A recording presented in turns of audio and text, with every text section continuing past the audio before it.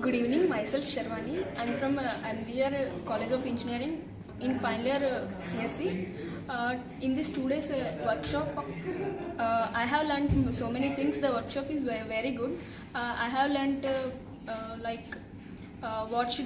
how can we perform a SQL injection and some sort of attacks. How much secure is our data? Apart from this, I have learned about the opportunities we have in cybersecurity field, and how can we make money using by reporting bugs, and we can earn money. Also, I learned, Deepak sir is very interactive, and we is asking everything about some websites and all. If you have any doubt, we'll ask him, and he's trying to solve our problems.